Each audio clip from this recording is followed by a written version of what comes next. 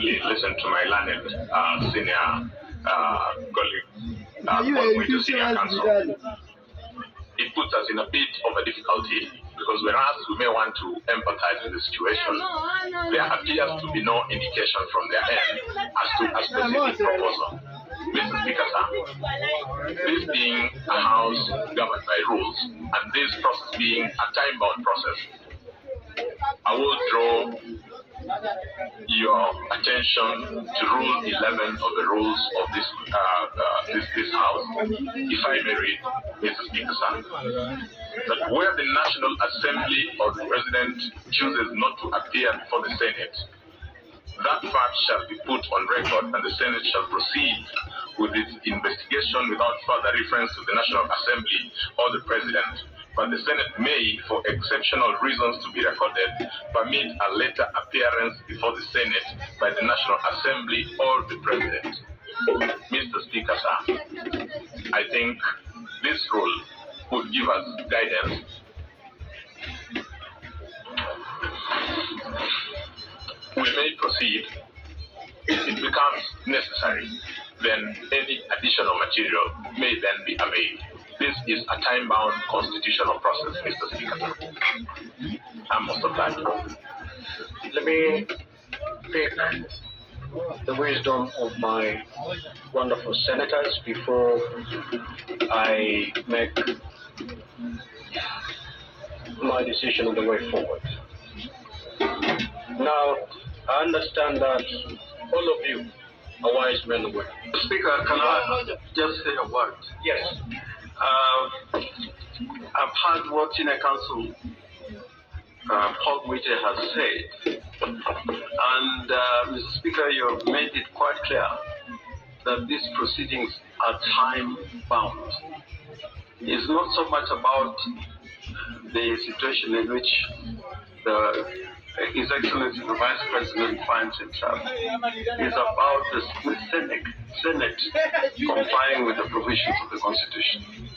That within that time frame, you must make a decision. Reading the standing orders that my learned friend, Mr. Rick Gumbo, has referred to, it would be useful to this House if Senior Counsel Paul Wite could probably give us a way forward in terms of the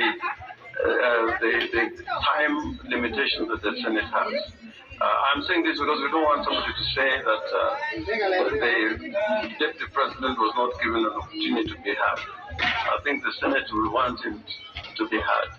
But knowing the time limitation, what suggestions does the Senior Counsel have to ensure that we keep within the time parameters? At the same time, the Deputy President is given this space to defend himself.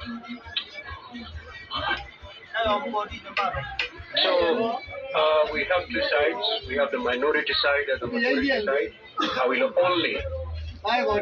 only allow the two leaders to speak. If you need to consult in the next 1 minute.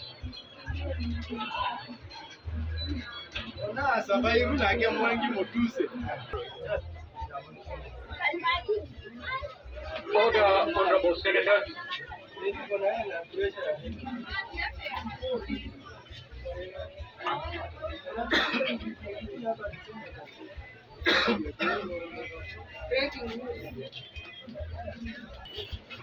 So, and on behalf of the Deputy President,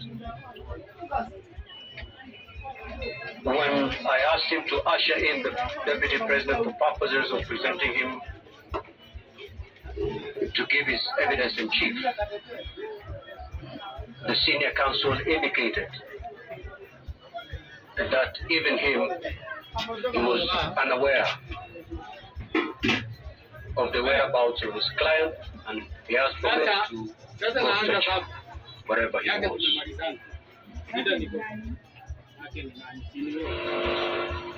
After a few minutes, Senior Counsel Paul Wite came back to the chamber, indicated that he had gotten information which he was here to verify that his client had fallen sick and indicated that he needed time to go look for him in whichever hospital he is, and that he should be given up to 5 p.m. The Council for the National Assembly, in response, indicated that this is a time-bound process. He referred to the Senate to rule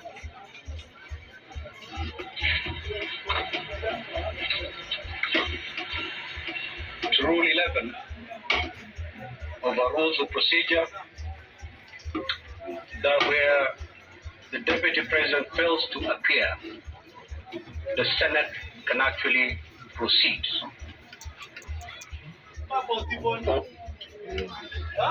for exceptional reasons to be recorded, permit a later appearance before the Senate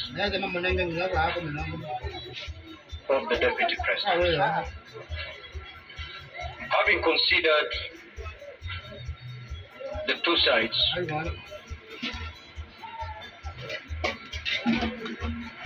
my directions are as follows: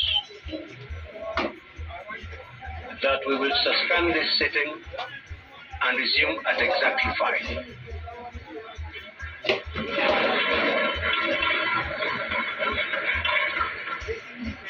So the Deputy President, we expect the Deputy President then to take the witness stand at 5. This is a time-bound process, unfortunately.